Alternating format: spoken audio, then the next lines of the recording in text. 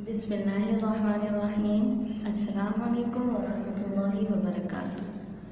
जमात हश्तम की तालिबात, आज इस्लामियात की क्लास में लेक्चर नंबर 12 है और आज के लेक्चर में हम दो असबाब पढ़ेंगे इंशाअल्लाह, क़ुरबानी और अक़ीक़ा। ठीक है, तो इससे पहले क्लास में जो है वो आप लोग हज और उम्रा पढ़ चुके थे और अब हम इंशाअल्लाह क़ुरबानी स्टार्ट कर रहे हैं। जी, क़ुरबानी क्या है ये तो आप जानते हैं। क़ुरबानी का बड़ा सवाब है क्योंकि बहुत दो बड़े पैगम्बरों की क्या है सुन्नत। जानते हैं आप कौन से दो बड़े पैगम्बर? हज़रत इब्राहीम अलैहिस्सलाम और हज़रत मोहम्मद सल्लल्लाहु अलैहि वसल्लम की क्या है ये सुन्नत है। अच्छा, इसी क़ुरबानी के ज़िल में एक दफ़ा जो है वो सहाबा कराम जो है वो आप सल्लल्लाहु अलैहि वसल्लम से पूछते हैं कि या रसूलल्लाह ये क़ुरबानी क्या है। आप सल्लल्लाहु अलैहि वसल्लम ने इरशाद फरमाया कि तुम्हारे जद्दे अमजद हज़रत इब्राहीम खलीलुल्लाह अलैहिस्सलाम की क्या है सुन्नत है। सहाबा कराम ने फिर पूछा कि या रसूलल्लाह इसका सवाब क्या है। आप सल्लल्लाहु अलैहि वसल्लम ने इरशाद फरमाया कि क़ुरबानी के जानवर के हर बाल के बदले में एक नेकी लिखी जाती है। और इसके अलावा ये भी इरशाद फरमाया आप सल्लल्लाहु अलैहि वसल्लम ने कि क़ुरबानी के दिनों में सबसे अफजल इबादत क्या है? क़ुरबानी है। और क़ुरबानी के दिनों में क़ुरबानी से ज़्यादा कोई अमल अल्लाह ताला को पसंद नहीं है। एक तरीके से क़ुरबानी करने की क्या है फजीलत है। और क्या फरमाया कि और क़ुरबानी करते वक्त खून का जो कतरा ज़मीन पर गिरता है वो गिरने से पहले अल्लाह ताला के यहाँ क्या हो जाता है? मकबूल हो जाता है। तो हमें क्या करना चाहिए? खुशी खुशी इस फ़र्ज़ को अंजाम देना चाहिए। ठीक है, अच्छा अब देख लेते हैं कि क़ुरबानी का वक्त क्या है। क़ुरबानी का वक्त शुरू होता है ज़िलहज्जा की 10वीं तारीख़ की सुबह सादिक से लेकर 12वीं तारीख़ की शाम तक है। ठीक है, तो कितने दिन होंगे? 10, 11 और 12, 3 दिन। ठीक है, तो 10वीं तारीख़ के सुबह सादिक से लेकर कब तक है? 12वीं तारीख़ की शाम तक है, यानी गुरूब आफ्ताब से पहले तक। ठीक है, अच्छा क़ुरबानी के दिनों में यानी जो 3 दिन है क़ुरबानी के, उन दिनों में रात के वक्त भी क़ुरबानी की जा सकती है, लेकिन बेहतर ये है कि दिन के वक्त जो है वो क़ुरबानी की जाए। ठीक है, और वैसे तो क़ुरबानी का वक्त जो है वो ज़िलहज्जा की 10वीं तारीख़ से जो है वो सुबह सादिक से शुरू होता है, जबकि तो मगर क़ुरबानी करने वाला उस वक्त तक क़ुरबानी नहीं कर सकता जब तक कि वो नमाज ईद से फारिग ना हो जाए। ठीक है, यानी वैसे तो सुबह सादिक जैसे हुई 10वीं तारीख़ को सुबह सादिक जैसे हुई क़ुरबानी का वक्त शुरू हो गया, लेकिन जो क़ुरबानी करने वाला है उसकी क़ुरबानी उस वक्त तक सही नहीं होगी जब तक वो क्या ना हो जाए? नमाज ईद से फारिग ना हो जाए, यानी नमाज ईद के बाद ही वो क़ुरबानी करेगा। ठीक है, अलबत्ता देहात यानी गांव में जहां ईद की नमाज नहीं होती वहां सुबह सादिक के बाद क़ुरबानी की जा सकती है। इसी तरह अगर कोई शहरी जो है वो देहात चला गया या क़ुरबानी का जानवर जो है गांव भेज दिया तो वहाँ नमाज ईद से पहले यानी सुबह सादिक के बाद क़ुरबानी की जा सकती है। ये ऐसे देहात की बात हो रही है जहाँ पर नमाज ईद नहीं होती, लेकिन आजकल तो हर जगह नमाज ईद होती है। ठीक है, तो नमाज ईद के बाद ही जो है वो क़ुरबानी सही होगी, दुरुस्त होगी। अच्छा,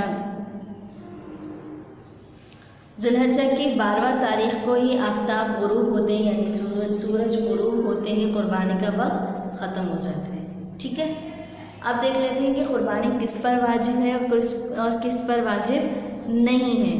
ठीक है, तो देखिए कि जिस शख्स पर सदक़ा फ़ितर वाजिब है, सदक़ा फ़ितर हमने पहले पढ़ा था ना रोज़े में, तो क्या होता है वो ईद उल फ़ितर के दिन दिया जाता है। ठीक है, तो जिस शख्स पर सदक़ा फ़ितर वाजिब है उस शख्स पर क्या भी वाजिब है?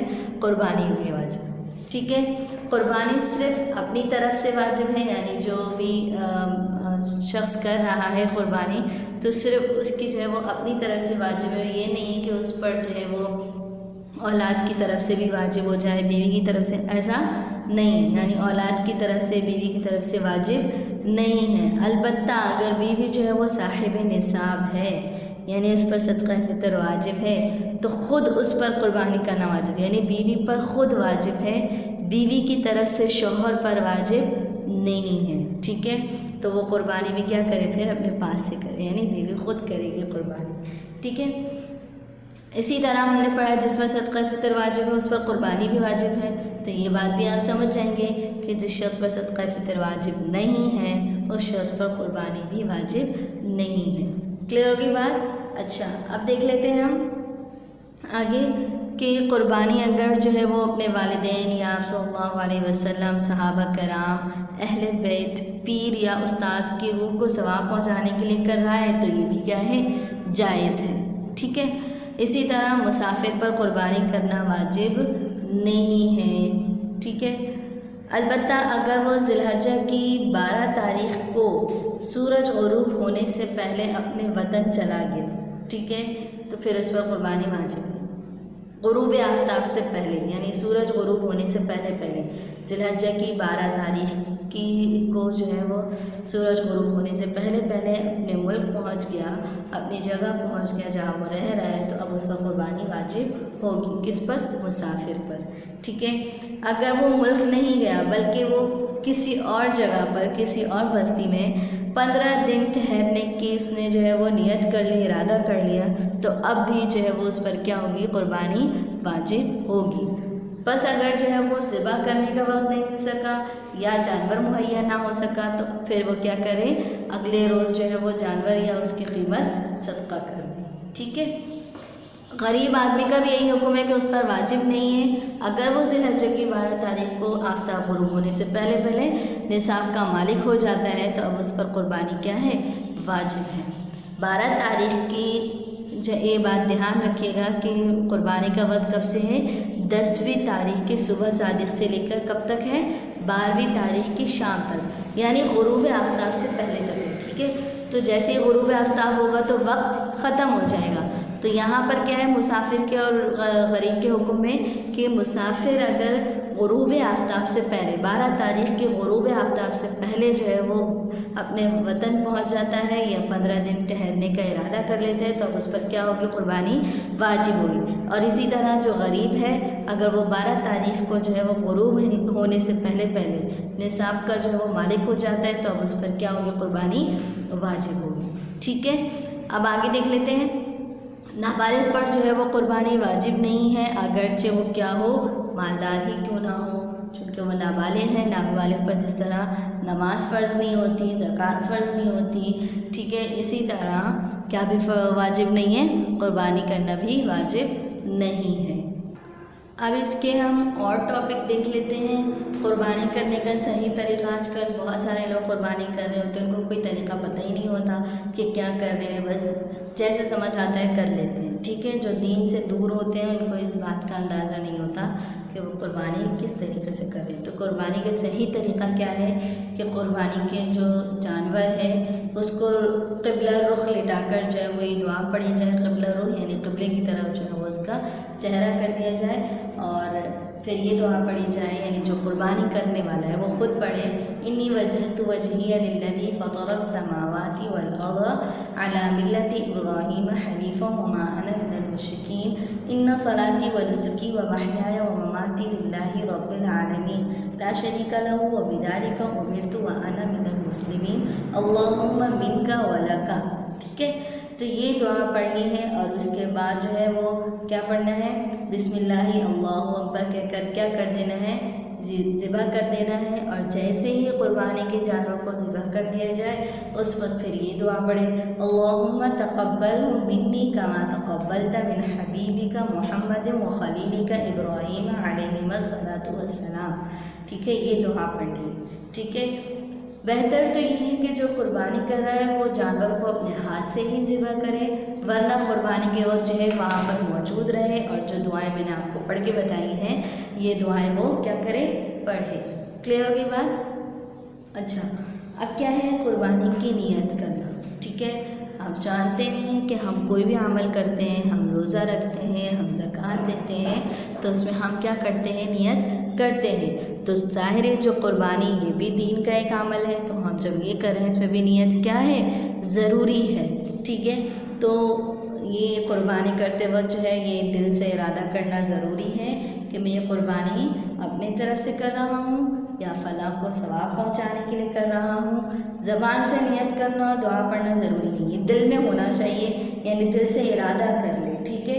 نیت کا مطلب ہی کیا ہوتا ہے؟ دل سے ارادہ کرنا، ٹھیک ہے۔ تو قربانی کا بھی جو ہے وہ کیا کرے؟ دل سے ارادہ کرے، اور اگر یہ دعا یاد ہو تو یہ پڑھ لینا بھی بہتر ہے جو اوپر ہم نے پڑھی، ٹھیک ہے۔ اچھا، اس کے بعد ہم دیکھ لیتے ہیں کہ قربانی کے جانور یعنی کون سے ہونے چاہیے اور ان کی عمریں کتنی ہونی چاہیے۔ تو قربانی جو ہے وہ اونٹ، اونٹنی، گائے، بھیڑ، بھینس، بھینسا، بکری اور بکرا، دمبا، دمبی اور بھیڑ بھیڑی کی درست ہے، ٹھیک ہے۔ یعنی ان جانوروں کی جو ہے وہ قربانی کرنا درست ہے، اس کے علاوہ اور کسی جانور کی قربانی کرنا درست نہیں ہے، ٹھیک ہے۔ اچھا، اب ہم ان کی عمریں دیکھ لیتے ہیں کہ بکرا، دمبا اور بھیڑ چھوٹے جانور ہیں تو نہیں، اونٹ، گائے اور بھینس جو ہے وہ بڑے جانور ہیں۔ ان میں کتنے لوگ شریک ہو سکتے ہیں؟ 7 آدمی شریک ہو سکتے ہیں، یعنی اس جانور کے 7 حصے کر سکتے ہیں، مگر شرط یہ ہے کہ کسی کا حصہ 7ویں حصے سے کم نہ ہو، یعنی سب کا جو ہے وہ برابر یعنی 7واں حصہ ہی ہو، ٹھیک ہے۔ اگر کسی کا حصہ 7ویں حصے سے کم ہو گیا تو پھر کسی کی بھی قربانی درست نہیں ہوگی، نہ اس کی جس کا 7ویں حصے سے کم ہے اور نہ اس کی جس کا پورا حصہ ہے، ٹھیک ہے۔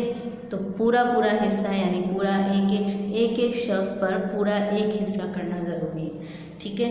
تو جو بڑے جانور ہیں یعنی اونٹ، گائے، بھینس، ٹھیک ہے، ان میں جو ہے وہ کیا ہے 7 حصے کیے جا سکتے ہیں، لیکن جو چھوٹے جانور ہیں ان میں شرکت نہیں ہو سکتی، اس میں ایک جانور صرف ایک ہی شخص جو ہے وہ کیا کر سکتا ہے، اس میں قربانی کر سکتا ہے۔ عمریں دیکھ لیتے ہیں کہ اونٹ کم سے کم جو ہے وہ 5 برس کا ہونا چاہیے، اس سے کم عمر کا ہوا تو پھر اس کی قربانی درست نہیں ہے، زیادہ ہوگا تو کر سکتے ہیں، یعنی کم سے کم حد بتا دی کہ 5 سال ہو، 5 سے کم ہوگا 4.5 سال تو نہیں ہوگی، ٹھیک ہے۔ اسی طرح گائے، بیل، بھینس، بھینسا کم از کم 2 سال کے ہونے چاہیے، اس سے کم عمر ہوں گے تو پھر ان کی قربانی درست نہیں ہے، ٹھیک ہے۔ پھر دیکھ لیتے ہیں بکرا، بکری، دمبا، دمبی اور بھیڑ بھیڑی کم از کم 1 سال کے ہونے چاہیے۔ کتنے سال کے؟ 1 سال کے۔ اب اس سے کم عمر ہوگی تو ان کی بھی قربانی درست نہیں ہے، ٹھیک ہے۔ تو اونٹ کم از کم 5 سال، گائے، بیل، بھینس، بھینسا کتنے سال؟ کم از کم 2 سال، اور جو باقی چھوٹے جانور ہیں بکرا، بکری، دمبا، دمبی تو یہ کم از کم 1 سال کے ہونے چاہیے، کلیئر۔ قربانی کا گوشت، اب اس کے حکم دیکھ لیتے ہیں، قربانی کے گوشت کا کیا حکم ہے۔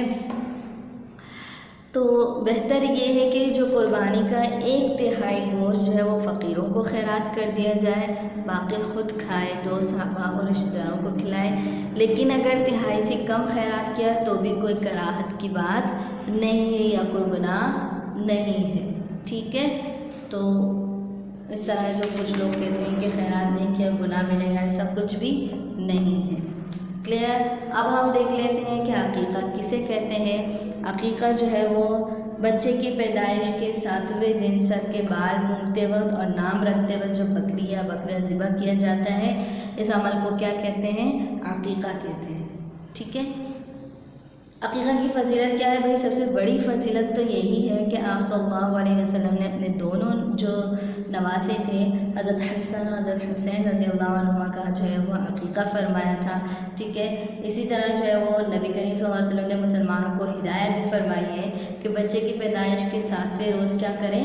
عقیقہ کریں، اور اس کے سر کے بال بھی کیا کریں؟ منڈوا دیے جائیں اور اچھا نام تجویز کریں، یعنی اچھا نام رکھیں، ٹھیک ہے، ہدایت فرمائی تھی۔ اور اسی طرح جو ہے وہ آپ صلی اللہ علیہ وسلم، آپ سب جانتے ہیں کہ آپ صلی اللہ علیہ وسلم کا ہر ارشاد، ہر عمل باعث برکت ہے اور سراسر فضیلت ہے، اور اس کی پیروی میں جو ہے وہ دنیا کی فلاح اور آخرت کی کامیابی ہے۔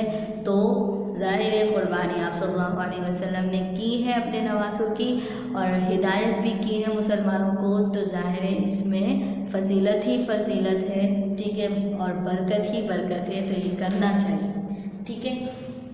عقیقہ کی حیثیت کیا ہے، یعنی اس کا حکم کیا ہے؟ تو یہ عقیقہ کرنا جو ہے وہ مستحب ہے اور سنت ہے، نہ فرض ہے، نہ واجب ہے، نہ سنت موقدہ ہے، بلکہ کیا ہے؟ سنت ہے، ٹھیک ہے، یعنی عقیقہ کرنے سے ثواب ضرور ملے گا، اور اگر عقیقہ نہیں کیا تو پھر گناہ بھی نہیں ہوگا۔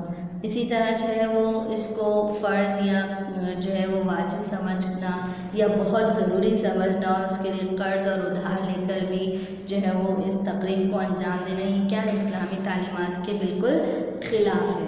اور جس کام کو اسلام نے ضروری نہیں قرار دیا اس کو ضروری سمجھ لینا کیا ہے، دین میں تحریف اور اسلام کی پاکیزہ تعلیم میں کیا ہے، بگاڑ پیدا کرنا ہے، اور اس میں ثواب تو ملنا تو دور کی بات، کیا ملے گا، گناہ ملے گا۔ ٹھیک ہے، تو جس چیز کو ضروری اسلام کی تعلیمات نے نہیں سمجھا اور ہم اس کو ضروری سمجھے تو یہ اسلام میں کیا ہے، بگاڑ پیدا کرنا ہے۔ ٹھیک ہے، عقیقہ کے مسائل ہم دیکھ لیتے ہیں۔ عقیقہ کے 3 مسائل ہیں۔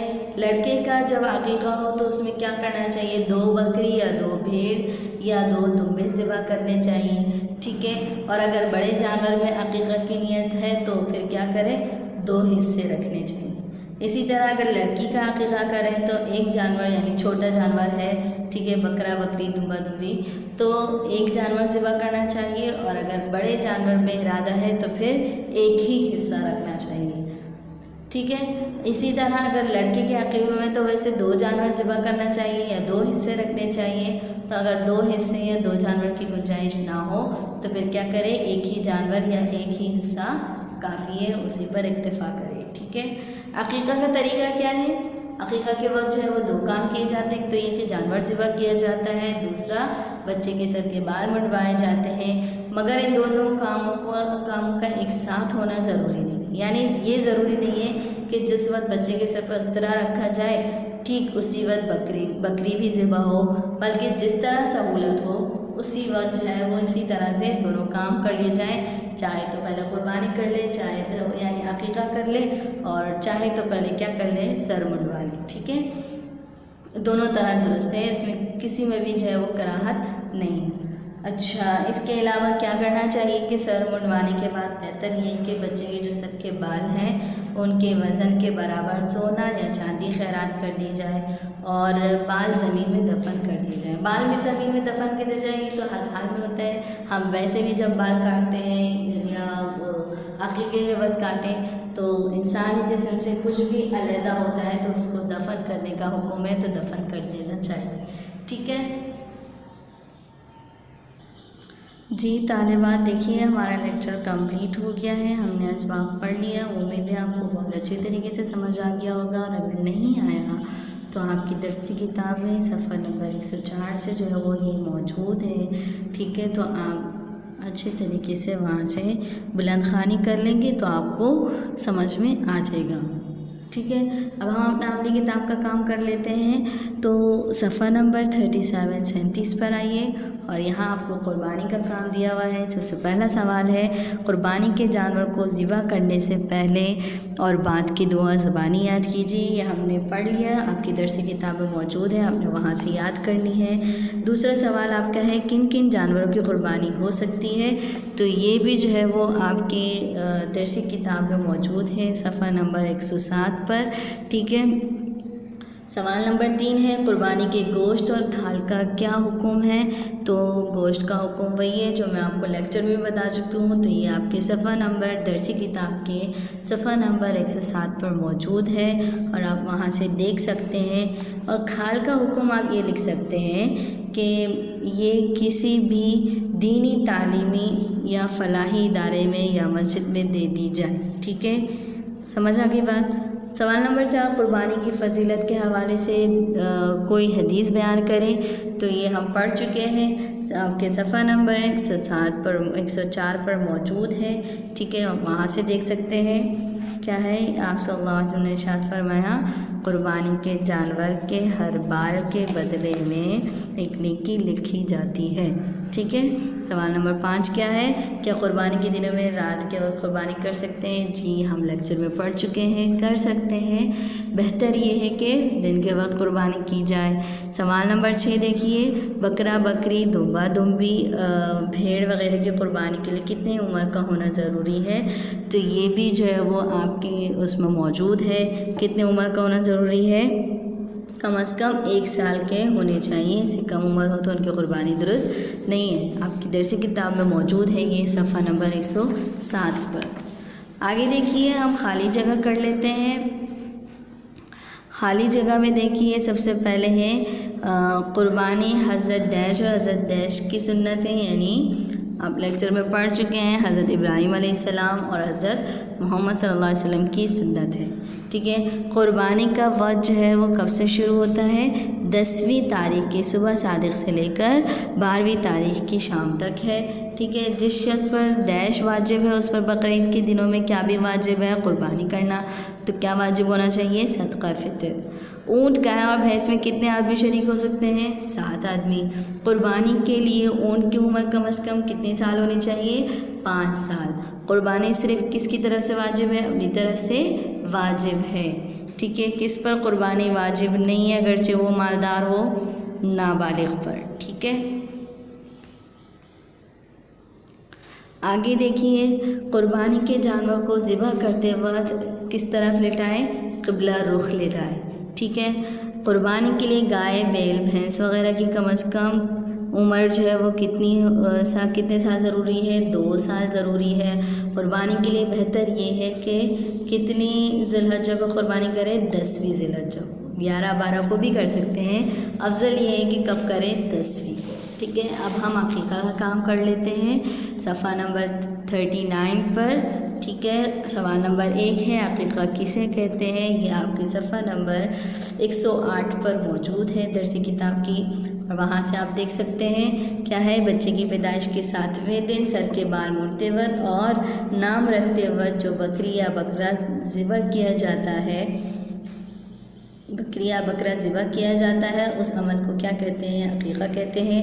عقیقہ کی فضیلت دیکھ لیجئے۔ عقیقہ کی فضیلت کیا ہے کہ عقیقہ کی سب سے بڑی فضیلت یہ ہے کہ آپ صلی اللہ علیہ وسلم نے اپنے 2 نواسوں حضرت حسن اور حضرت حسین رضی اللہ عنہما کا کیا کیا تھا؟ عقیقہ فرمایا، ٹھیک ہے۔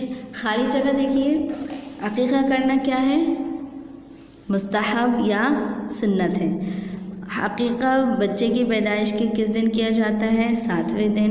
لڑکے کے عقیقے میں 2 جبکہ لڑکی کے عقیقے میں 1 جانور ذبح کرنے چاہیے، صحیح ہے۔ سر مڑوانے کے بعد بہتر یہ کہ بچے کے سر کے بالوں کے وزن کے برابر کیا دیا جائے؟ سونا یا چاندی خیرات کر دی جائے، کلیئر۔